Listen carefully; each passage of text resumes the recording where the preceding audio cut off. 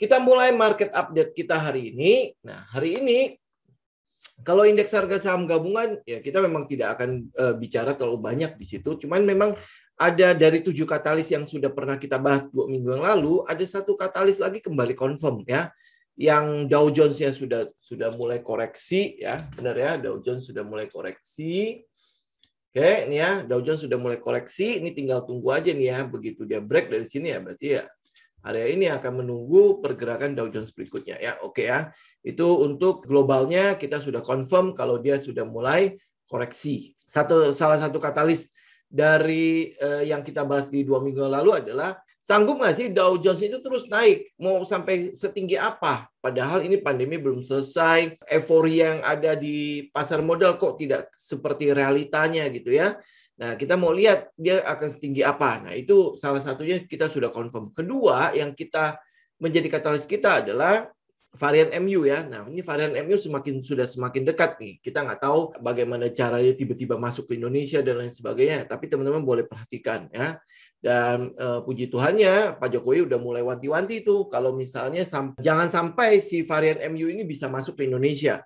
Ya, jadi kita berharap katalis ini tidak pernah ada di Indonesia lah ya itu ya.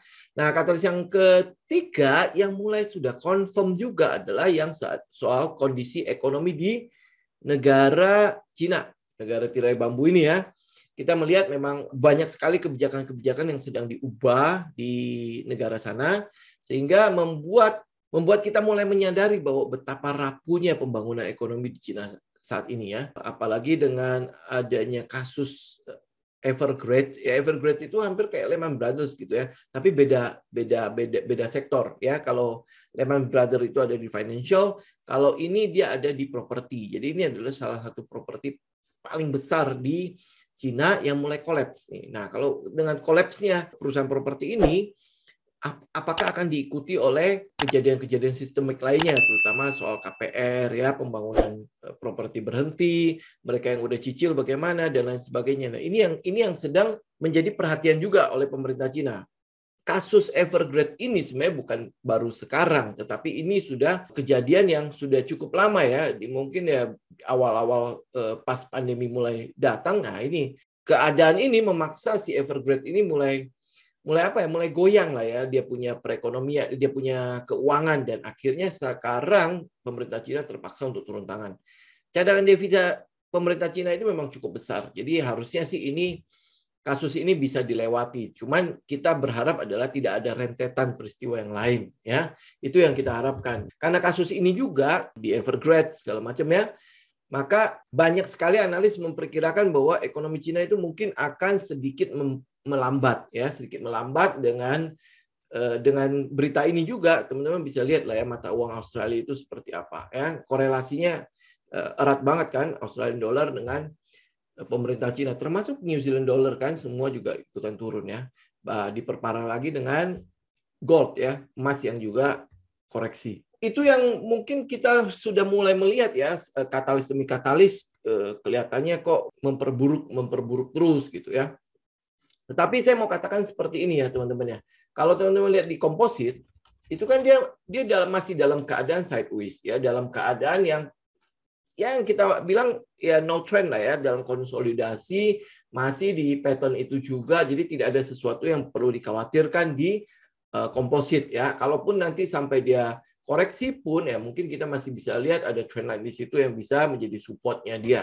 Tetapi sekarang saya mau bawa teman-teman ke periode yang agak panjang ya, periode yang kedepannya, karena kita trading kan tidak untuk saat ini kan, kita trading, kita kumpulkan, kita melakukan akumulasi untuk mengikuti pergerakan tren ke depannya.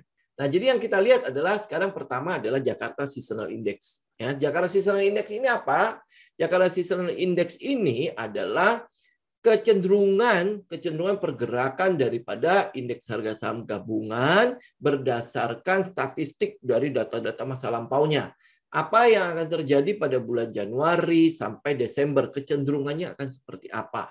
Nah, kita lihat ya, kalau misalnya di Jakarta Seasonal Index, kita kan ada di bulan Agustus dan September. Ya, bulan Agustus dan September itu bagaimana? Kecenderungan dari bursa, dari indeks harga saham gabungan adalah mereka koreksi. Oke, nah koreksi paling dalam itu terjadi di Agustus dan September. Benar ya? koreksi pertama yang paling memang buruk sekali adalah di Agustus. Yaitu udah kecenderungan yang terjadi pada indeks harga saham gabungan. Itu sebabnya di bulan Agustus bukanlah bulan yang baik untuk melakukan trading. Oke. Nah, itu berlanjut di September.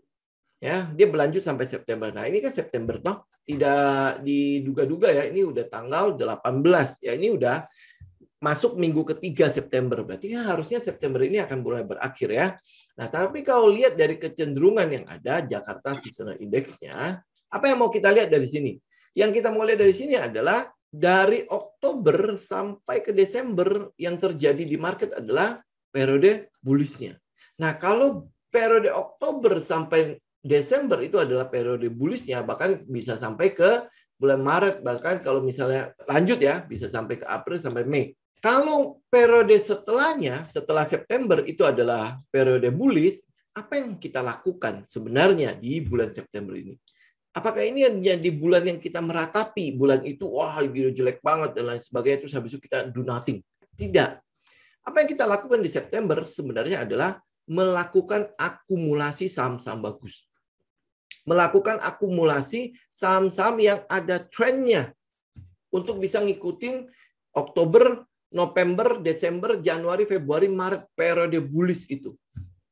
Yang kita mau ngikutin periode ini, maka kita harus punya barang di bulan September minimal. Ya, minimal, maksimal ya berarti di Oktober. Teman-teman harus sudah siap dengan porto teman-teman di September dan di Oktober itu maksimal. Oke. Jadi yang kita lakukan di September adalah melakukan pengumpulan barang, melakukan akumulasi barang. Ingat ya, kita bukan scalper, bukan day trader ya. Nah, kalau day trader dari scalper mungkin ke Jakarta Seasonal Index ini mungkin mereka tidak terlalu gunakan ya.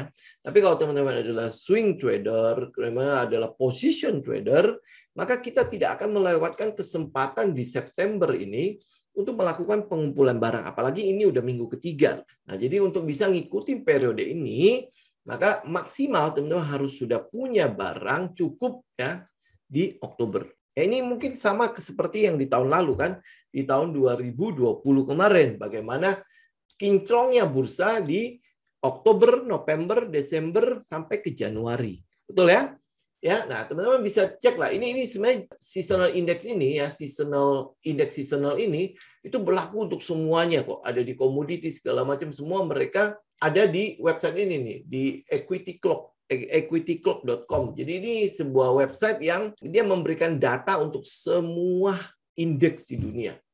Ya, semua indeks di dunia. Jadi ya teman-teman bisa perhatikan ini. Ya, jadi ini ya sekali lagi ya, September adalah bulan di mana teman-teman melakukan akumulasi dan ini sudah memasuki bulan ketiga. Ya, sudah siap atau belum saya nggak tahu. Nah, sekarang kita balik ke indeks harga saham gabungan. Nah, kalau lihat dari indeks harga saham gabungan, kecenderungannya apa? Kalau dia melakukan koreksi mengikuti Dow Jones ya, Dow Jones kan sudah mulai kelihatan kayak untuk koreksinya kan. Ya, kalau sampai ada koreksi, sebenarnya ini adalah sesuatu yang bagus buat kita. Ini berita baik buat kita ya kalau dia sampai melakukan koreksi. Artinya saham-saham yang mungkin menjadi incaran kita itu juga dalam keadaan diskon, dalam keadaan terkoreksi. Nah, sekarang pertanyaannya adalah teman-teman sudah punya pilihan sahamnya atau belum, ya kan? Nah, itu aja sih sebenarnya buat kalau teman-teman mau melihat kecenderungan yang ada di Oktober, November, Desember. Dan bahkan kalau misalnya ini masih terus bertahan ya, kita bisa menikmati bullish-nya itu sampai Maret sampai April, sampai pembagian dividends ya. Sampai laporan keuangan tahunan mulai keluar. Ya kan? Ini semoga dia indeks bisa berlaku sampai ke Maret sampai April. Jadi tidak sampai kayak bulan tahun lalu ya, Januari udah amblas semua ya. Tapi kita nggak tahu juga ya bagaimana indeks akan berlaku. Tetapi kalau lihat dari Jakarta Seasonal Index ini ya, kecenderungan yang ada di Oktober, November, apalagi Desember itu adalah bullish. Nah, bullish ini tentu harus bisa kita tangkap menjadi sebuah peluang. Nah, tangkap menjadi sebuah peluang artinya teman-teman harus punya sejumlah saham, sejumlah incaran-incaran teman-teman yang sudah ada dalam portfolio teman-teman. Ya, yang idealnya adalah kita bisa buy di level-level di sekitar support, kalau bisa di harga semurah mungkin, benar ya? Ya kan? Nah, itu ya kurang lebih ya teman-teman. Jadi kalau teman-teman perhatikan adalah ini udah minggu ketiga, jadi mulailah mengumpulkan. Ya, mulailah mengumpulkan. Kayak misalnya contoh ya, kita mulai mengumpulkan MAPI misalnya ya. MAPI sampai hari ini masih cukup baik pergerakannya. Ini adalah beberapa saham yang teman-teman bisa mulai melakukan pengumpulan barangnya di situ ya. Kalau teman-teman di alumni pasti tahu ya, ini kan ada di fase-fase akhir daripada pergerakan MAPI. Yaitu satu MAPI. Kedua adalah INTP. INTP dia memang masih koreksi ya. Yang kita lakukan adalah teman-teman masih bisa tunggu ya di 11.625. Ya, kalau mau aman ya tunggu dia break dari situ. Ini kan adalah area LPS-nya dia kan. Oke, nah habis itu kita mau lihat adalah Friends. Friends juga udah di area ujung kan. Ini apakah terjadi reakumulasi kembali di sini? Maka teman-teman perhatikan ya untuk Friends. Nah, Friends ini juga nanti kita akan bahas ya di Trading Ideas kita ya. Nah, saham yang lain adalah teman-teman juga bisa mulai perhatikan adalah TWR. Ya, TWR. Kenapa kita memperhatikan saham ini? Sama nanti kita akan lihat ya di sektoralnya sendiri. Oke. Nah, ini ada beberapa saham yang kita bisa tuju. Nah, ada satu lagi adalah BBKP. Tapi BBKP ini tunggu sampai corporate action-nya selesai. Ya, ini yang sebenarnya jadi dilemanya kita ya. Corporate action-nya itu sampai sekarang itu masih tertulis tentatif di sekuritas. Apakah benar dia akan melakukannya di tanggal 20-an September itu kan?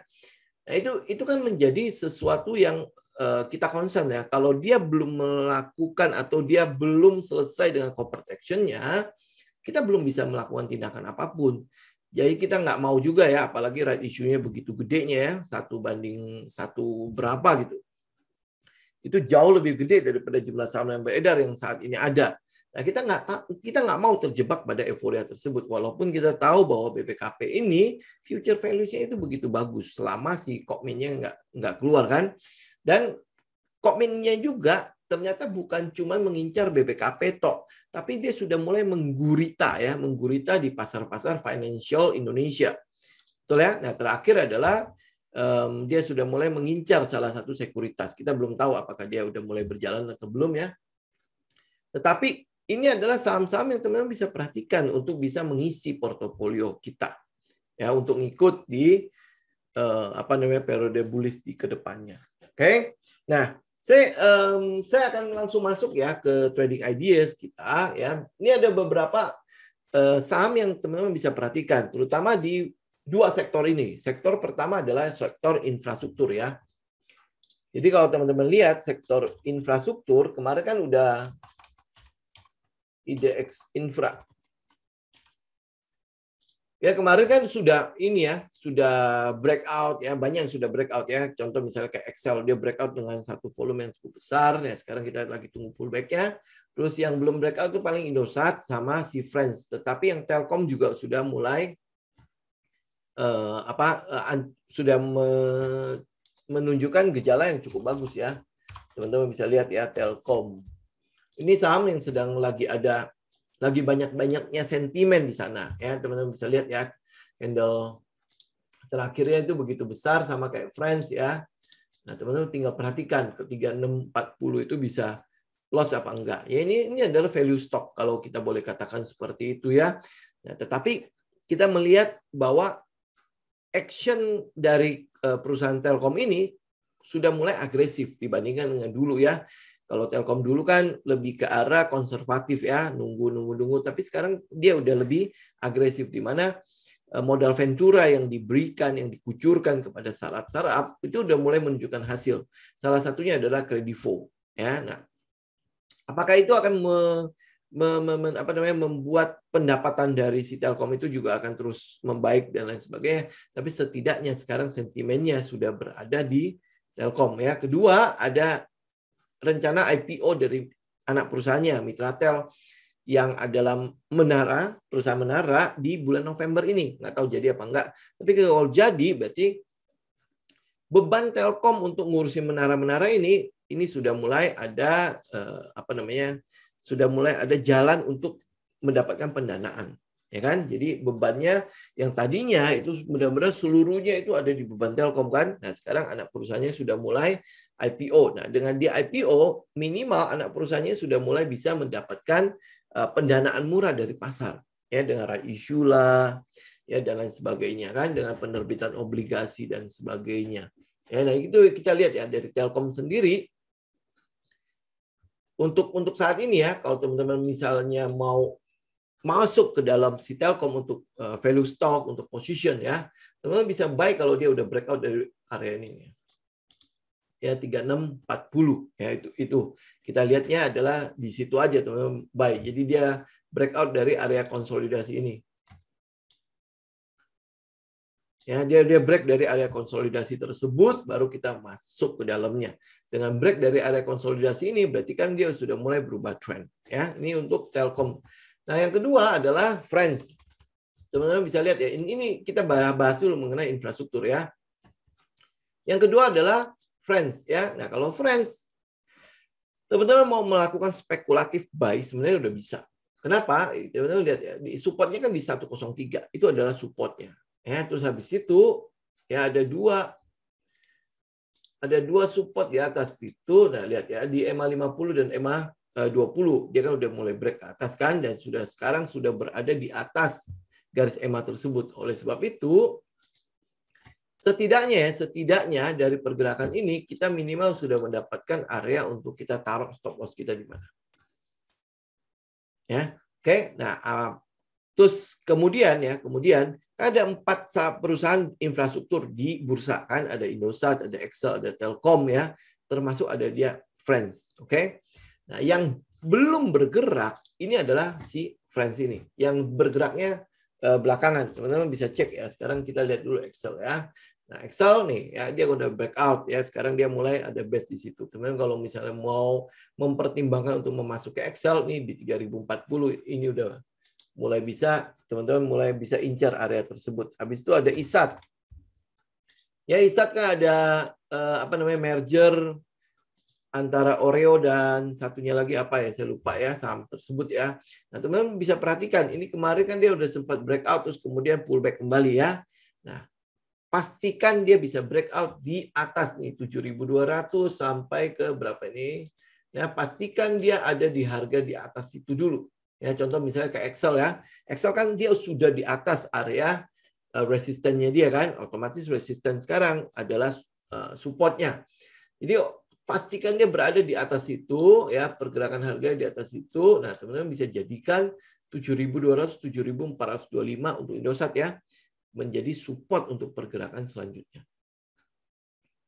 Oke, ya ini mungkin kemungkinan besar akan ada pullback lagi ya di Indosat ya. Kalau karena mergernya itu baru akan terlaksana, walaupun prinsipnya sudah disetujui ya merger tersebut. Prinsipnya itu baru akan benar-benar terlaksana itu di akhir tahun, di bulan Desemberan. Nah, kalau dia bulan Desemberan baru resmi mergernya, pasar akan melakukan antisipasi dari Oktober, November. Teman-teman tinggal perhatikan ya area masuknya. 7.200 sampai 7.425. Oke, nah habis itu ya yang kita bahas yang tadi Telkom. Ya, jadi kalau misalnya ini adalah saham-saham telekomunikasi yang semua sudah mulai bergerak, ya, masa sih Friends enggak? Ya, ini kan adalah saham yang ketinggalan. Terus habis itu saham ini juga merupakan perusahaan yang turnaround. Dari rugi sudah mulai mengalami keuntungan. Terus dia juga adalah salah satu pemenang dari tender 5G kan. Ya, cuman ini saham perusahaan ini paling telat meluncurkan 5G-nya. Saya nggak tahu kenapa juga ya. Mungkin dia menunggu momen atau seperti apa. Tapi setidaknya dari teknikalnya kita memang juga lihat dia memang ada kecenderungan akan konsolidasi di 103 sampai 168 ya. Nah, kalau konsolidasinya ada di range ini berarti kan kita bisa buy ya, atau kita bisa ngumpulin ini buat agresifnya ya. Buat ngumpulin di sekitar 103, dekat-dekat 103. Ya kan? 103, 101, 110 ya. Nah, itu adalah area-area yang bisa dilakukan cicilan untuk teman-teman yang agresif. Ini kayak kurang lebih di sini. Oh, sampai 115. Ini kurang lebih ya. Itu akan menjadi support dari pergerakan harga ini. Oke. Nah, tapi ingat kalau teman-teman ngambil di area-area support otomatis berarti kan kita melakukan agresif buy ya. Jadi spekulatif buy. Periode menunggunya pasti cukup lama ya. Kalau teman-teman konservatif ya tunggu dia break 160 sampai 170 ya. Baru break dari situ baru ambil ya. Makanya tinggal cocokkan dengan gaya trading teman-teman. Gayanya seperti apa. Ya, kalau konservatif ya berarti tunggu dia breakout dari resisten. Kalau teman-teman agresif, coba cari-cari wilayah-wilayah support yang bisa teman-teman melakukan cicilan. Oke? Ya, jadi ini yang kita lihat dari infrastruktur karena dia udah breakout dari area konsolidasinya. Ya, ini secara sektoralnya ya. Sektoral dia udah breakout dari area konsolidasinya, dia udah breakout kan. Memang ada peluang untuk pullback, yes. Memang ada peluang untuk pullback. Tapi setidaknya kita tahu bahwa ini sektor ini akan menjadi salah satu sektor di mana saham-sahamnya bisa kita collect untuk ngikutin periode bullish ya ke depannya di Oktober Oktober, November dan Desember ya. Oke, nah, sektor ini itu nggak cuma telekomunikasi ya kan, di dalamnya juga ada menara kan. Ya, kita bicara mengenai menara dulu nih. Menara teman-teman lihat Tebik.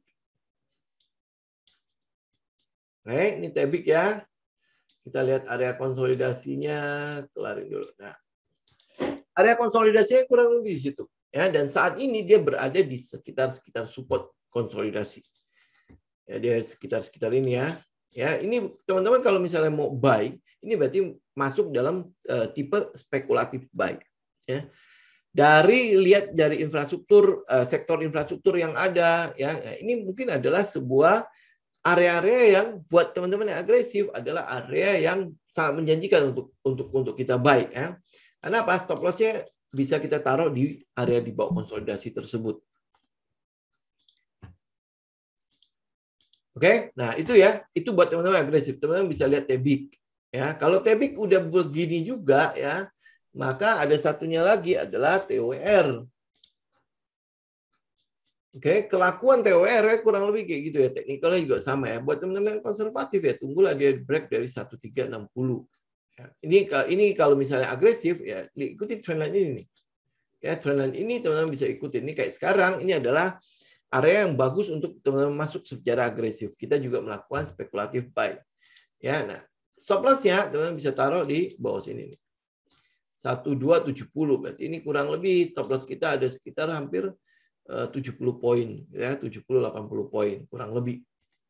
Ya, ini adalah area-area yang low risk ya, Tebik low risk ya, TWR low risk ya. Ingat ya, ini view-nya itu agak panjang ya. Jadi bukan untuk melakukan day trading atau scalping ya. Nah, habis itu Chen ya. Kenapa kita lihat Chen ya, dari kan ada Tebik, ada TWR dan sekarang ada Chen. Chen kan sudah diakuisisi ya sama perusahaan luar juga ya. Nah, jadi kita lihat memang ada peluang untuk perbaikan pada fundamental mereka. Secara teknikal itu juga menunjukkan bahwa ini ada peluang juga untuk kita lakukan cicilan. Ini dari tiga saham tower itu kurang lebih menunjukkan teknikal yang sama. Oke, berarti mereka sama-sama sedang menunggu something.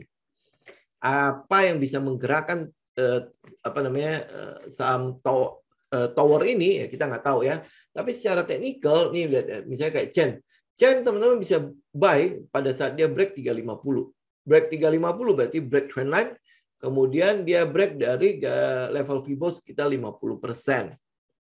Ya, 350 itu adalah level yang cukup menjanjikan karena kalau tower itu agak kayak keong jalannya, ya mungkin teman-teman yang jiwanya masih agak-agak muda ya, agak milenial kayak Pak Thomas gitu, bisa memilih Chen ya. Tetapi ya buat dia bergerak cukup liar begitu ya, berarti ya siapkan money management juga agak baik dikit ya. Jadi jangan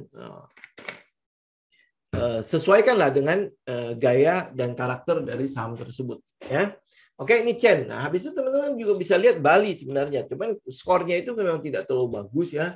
Jadi kita skip dulu untuk saham ini. Walaupun secara teknikal good ya. Teman-teman bisa lihat sendiri ya secara teknikalnya seperti apa si Bali ini ya. Jadi kalau lihat skornya ya, kecenderungan skor yang ada, kita masih memilih TWR, ya, TBIG, sama CHEN. Oke, dari data fundamentalnya segala macam. Ini memang 3 saham ini cukup lebih baik kita lirik di sini ya untuk menghindari resiko kan. Nah, saham mungkin yang saya kayaknya pengen agak-agak gorengan dikit ya. Teman-teman bisa lihat Bali. Ya walaupun ya kita nggak tahu dia akan ada sentimen apa yang akan bisa mendukung, apa cuman mengikuti sektor itu tersebut karena sektor tersebut sedang bergairah dia ikutan naik, ya kita nggak tahu. Tetapi untuk sekali lagi ya untuk kita 3 saham itu doang yang kita lihat ya, TWR, TBIG dan CHEN ya, masing-masing punya karakter sendiri ya. TWR memang dia untuk ke arah position. Ya teman-teman jangan harapin dia bergerak gede ya, kenceng segala macam, enggak, dia akan bergerak pelan-pelan ya. Buat teman-teman yang jantungnya enggak terlalu sehat ya, pakailah TWR, oke? Nah, terus habis itu ada namanya TBIG. TBIG ini kadang-kadang kan dia geraknya kadang-kadang naik tinggi terus habis itu turun ya, naik tinggi turun ya. Ya itu ya. Nah, habis itu CHEN ini adalah saham yang fundamentalnya baru mulai berubah ya, baru mulai berubah seiring dengan adanya akuisisi dan lain sebagainya.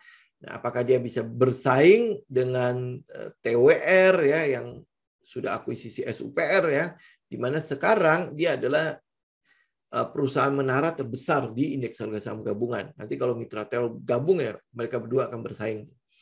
Nah, CHEN kebetulan adalah kandidat yang ketiganya. Jadi pilihan kandidat yang ketiganya. Jadi tinggal teman-teman pilih dari situ ya. Ini infrastruktur. Kita baru ngomongin infrastruktur. Oke? Nah, habis itu di dalam infrastruktur, ya di dalam infrastruktur. Oke, sebelum saya lupa, nanti pasti ada yang nanya. Saya ngelihat infrastruktur, bagaimana nih saham-saham yang ada di dalam infrastruktur. Teman-teman ke idx.co.id, ya. Kemudian masuk ke daftar saham. Jadi data pasar, daftar saham, terus habis itu pilih sektor infrastruktur ya, habis itu cari. Nah, ini dalam sini adalah sektor infrastruktur semua. Ini adalah saham-saham yang ada di dalam infrastruktur ya. Nah, dari sini teman-teman juga bisa lihat kan di situ ada TWR ya, terus habis itu ada Excel dan lain sebagainya, telekomunikasi, di situ juga ada Jasa Marga, dan ya ini adalah yang ketiga yang mau kita lihat adalah sektor yang namanya konstruksi. Ya, itu ya PT PP dan mana nih? Wika. Oke, nah kita akan lihat di situ ya. Nah, PT PP dan Wika. Ya, ini kita lihat PT PP dulu ya. Kemarin sempat hampir breakout ya. Kayak cuma false terus habis itu dia turun kembali pada saat sore harinya kan. Nah, ini makanya konfirmasi itu bukanlah sesuatu yang mudah di dalam trading kan. Ya, nah, makanya tunggu sore. Oke, tunggu sore. Nah, begitu sore ternyata nggak confirm. Oke, udah kita tunggu besoknya. Tapi kalau dari teknikalnya kita lihat ya. Pertama, ini adalah saham yang mau kita bawa dalam periode bullish. Ya, kenapa? Ya karena dia ada di sekitar support. Dia udah mengalami penurunan yang cukup dalam dan ini supportnya ya 825 itu adalah supportnya. Dan kebetulan dia udah mulai break. Nah, ini sudah ada sebuah area yang akan menjadi tahanan dia untuk pergerakan selanjutnya kan.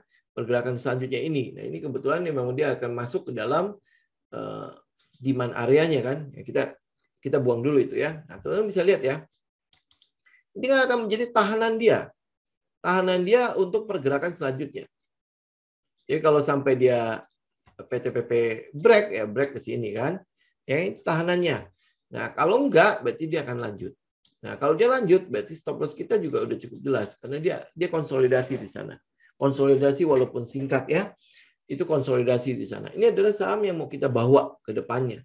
APBN 2022 ya, itu cukup memberikan perhatian besar kepada infrastruktur. Ada pembangunan ibu kota baru juga akan dilanjutkan. Itu adalah sentimen-sentimen untuk infrastruktur ke depannya. Ya, dan secara skor kita lihatnya adalah PTPP sama Wika. Berarti ya teman-teman tinggal kalau misalnya mau lihat yang lebih murah ya carilah anak-anak perusahaannya. Yang di situ nanti akan ada WG, ada PP Pro ya. PP Pro saya nggak tahu, teman-teman bisa cek dulu ya apakah dia sama Asabri udah selesai atau belum. Kalau belum ada PPRE. Cuma PPRE ini tidak terlalu liquid. Ya, itu yang masalah di PPRE. Ada satu lagi adalah Weton. Ya, Weton ini tapi dia masuk ke basic industry. Basic material bukan basic industry sekarang. basic material ya. Jadi tidak ada di infrastruktur, ya. Nah, jadi ini teman-teman bisa cek ya PTPP dan WIKA. Oke, itu adalah infrastruktur. Terus kemudian oke, nah itu adalah infrastruktur ya. Habis itu teman-teman bisa cek lagi satu lagi namanya cyclical. Nah, sektor cyclical. Nah, sektor cyclical teman-teman cek ya. Dia kan kayak membentuk lorong gitu ya, lorong harga ya. Betul ya? Nah, dia kan membentuk lorong harga. Sekarang cyclical ada di bawah. Ada di trendline bawah. Oke, ya. Dia ada di trendline bawah, ada di supportnya. Ada support dari cyclical ini, dari lorong harga ini. Oke.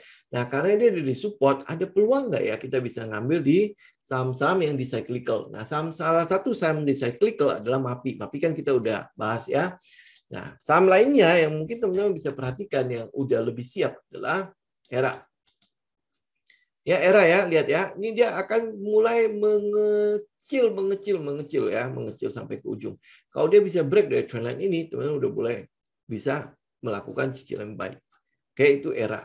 Saya nggak akan bahas terlalu banyak untuk ERA, teman-teman bisa lihat sendiri lah ya pergerakannya. Habis itu ada namanya Ramayana.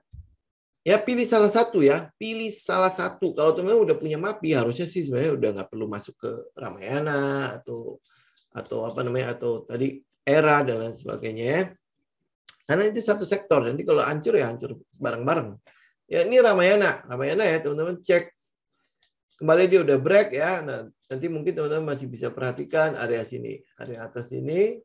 Ya, buat teman-teman yang konservatif ya bisa perhatikan area atas ini. Ya, ini kan dia udah jalan masalahnya kan. Dia udah jalan. Kan kita tidak mengejarnya kan. Nah, jadi kalau misalnya dia bisa mentok pullback, nah, beli. Oke? Atau dia mentok terus dia best, itu lebih enak ya, beli. Atau skenario ketiga adalah dia break kemudian dia pullback. Dia break kemudian dia pullback. Nah, teman-teman bisa buy pada saat dia breakout, buy kembali ya cicilan kedua pada saat dia pullback ke arah support dan resistance ini. Itu untuk Ramayana ya. Oke, nah habis itu ya sebenarnya sih ada satu lagi yang teman-teman masih bisa tunggu adalah AISA. Ya, cuman ya ini pergerakannya kita memang tidak pernah tahu ya dia akan break kapan ya.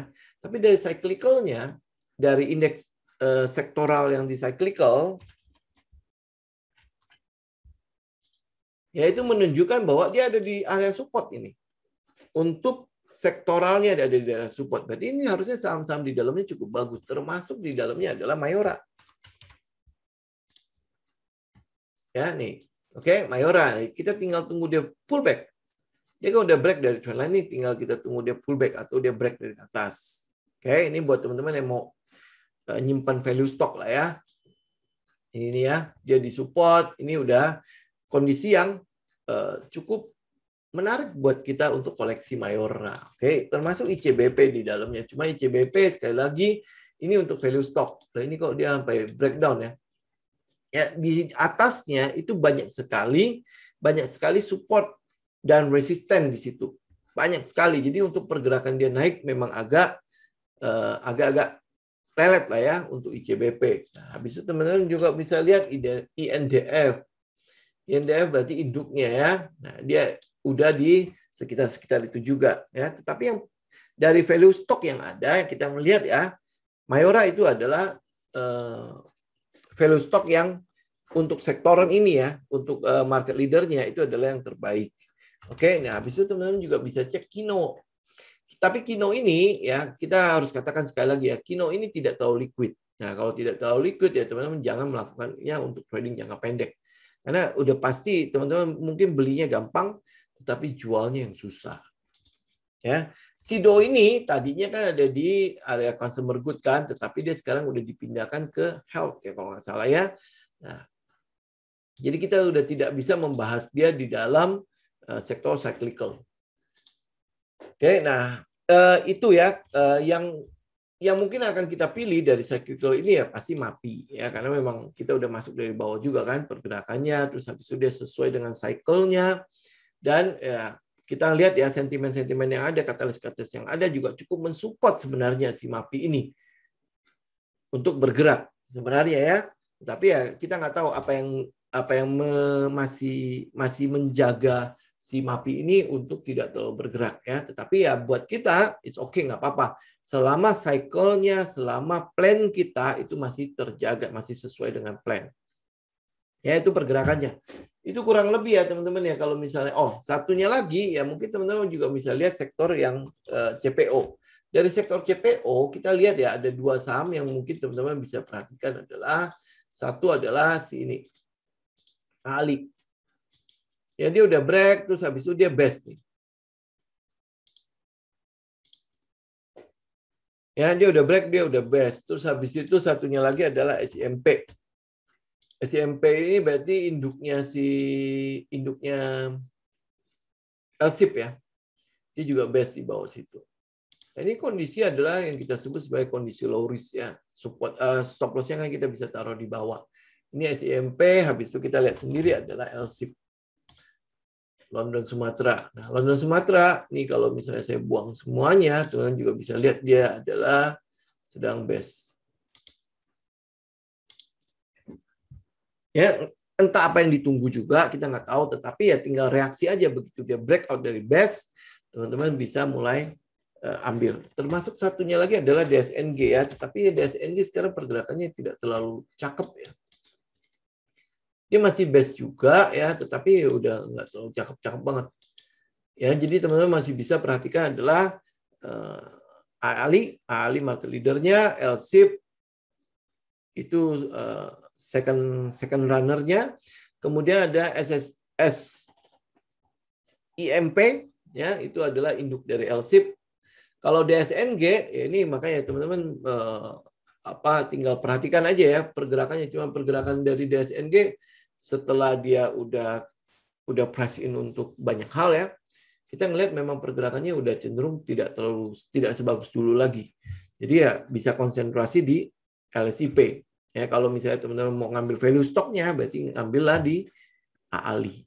Ya apalagi kita lihat ya untuk kelapa sawit, untuk sawit sendiri, minyak sawit terutama CPO sendiri itu adalah penyumbang ekspor terbesar di saat ini ya, oke. Ya, pertama adalah permintaan dari India itu begitu besarnya, dan produksi CPO atau kelapa sawit di Malaysia itu masih belum berjalan karena corona ini kan, jadi banyak sekali yang melakukan pembatasan atau mungkin tidak beroperasi bahkan ya. Jadi produksi dari Malaysia itu begitu rendahnya. Nah itu di sini adalah kesempatan kita untuk mendapatkan peluang-peluang itu. Nah apalagi nanti di Q3 pasti harusnya sih lebih baik ya. Karena kita coba cek sebentar ya harga CPO-nya. Ya, ini ya harga CPO-nya nih ya udah. Dia udah ada di support kembali ya, nanti tinggal tunggu pergerakan break-nya aja. Ya kalau dia bisa break ini berarti ada semakin membuat harga CPO semakin mahal. Oke, nah harga CPO semakin mahal sebenarnya sih itu juga pukulan untuk consumer good ya, terutama kayak mereka yang bikin sabun dan lain sebagainya, ya mentega, itu juga pukulan sebenarnya. Tapi ya teman-teman tinggal perhatikan aja harga CPO sih sebenarnya udah di support lagi nih. Ini harusnya akan mulai ada pergerakan lagi. Nah, pergerakan ini kira-kira dia mampu tembus nggak untuk all time high kembali ya harga CPO atau tidak ya? Kita tinggal perhatikan. Tapi sektor ini ya, terutama untuk perusahaan-perusahaan CPO, ini kalau secara teknikalnya itu udah cukup menjanjikan ya buat kita ya. Ini buat kita karena metodenya pas kan, dia best. Ini Ali, LSIP, dia best, ya kan? Tinggal kita tungguin SIMP, terus habis itu DSNG juga dia best. Nah itu aja sih teman-teman buat trading idea kita hari ini. Satu lagi yang properti ya. Yang properti ya teman-teman tinggal cek lagi SSIA. Ya, ini SSIA sudah ini loh ya, sudah break dari bawah. Sekarang dia tinggal break dari 520. Ya, buat yang masih konservatif ya nggak apa-apa, tunggu aja di trendline ini, trendline yang weekly-nya. Tapi ini udah menunjukkan sebuah pergerakan. Tinggal dia break 520, harusnya dia udah mulai bisa bergerak ke trendline ini. Oke, nah itu kurang lebih teman-teman untuk market update kita sama trading idea kita hari ini. Itu ya teman-teman untuk hari ini, untuk market update kita hari ini. Kita ketemu lagi nanti di hari Selasa ya buat itu ya market after market review ya. Ya gitu. Jadi teman-teman ingat ini adalah periode di mana kita mengumpulkan. Ini adalah periode di mana kita melakukan akumulasi ya. Jadi pastikan teman-teman sudah punya watchlist, pastikan teman-teman sudah punya sejumlah saham-saham untuk kita bawa kepada periode bullish tersebut. Oke? Ya, semoga bermanfaat teman-teman. Sampai ketemu lagi di minggu yang akan datang. Salam tim. Happy weekend ya guys, semua. Saya izin live ya. God bless semua.